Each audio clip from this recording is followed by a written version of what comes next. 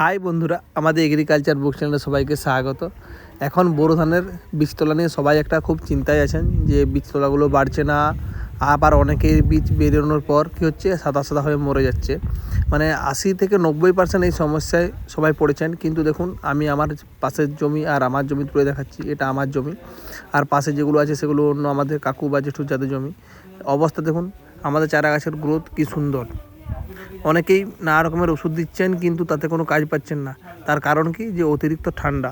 মানে এই বছর যে ঠান্ডা, এরকম ঠান্ডা হয়তো বিগত যদি 50 বছর কি 70 বছরও পেছন দিকে দেখা হয়, এরকম ঠান্ডা কিন্তু কোনোদিনই পড়েনি। যে কারণে বীজতলাগুলোর এই অবস্থা। এবছর দেখতে পাবেন যে হয়তো অনেক চাষি বীজ তোলার জন্য হয়তো ধান লাগাতেই পারবে না। যারা হয়তো আগে ধান লাগিয়ে ফেলেছেন তাদের এই সমস্যা হয়নি, কিন্তু বর্তমানে এই সমস্যাটা খুব প্রচুর। এর জন্য আপনারা কি ব্যবহার করবেন তা আমি ভিডিও শেষে বলে দেবো।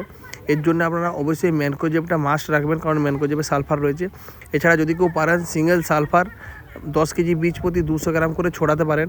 এছাড়া এমিস্টার টপ বা কাস্টোডিয়া, তার সাথে ম্যানকোজেব 50 গ্রাম, তার সাথে একটা হিউমিক হয় সাই পাওয়ার প্লাস, নাহলে রুট প্লাস, যে কোনো একটা ভিটামিন মিশিয়ে স্প্রে করবেন, তাহলে কিন্তু এই সমস্যা থেকে সমাধান পাবেন। এখানে যে জমিটা দেখতে পাচ্ছেন, এটা আমাদের চারা।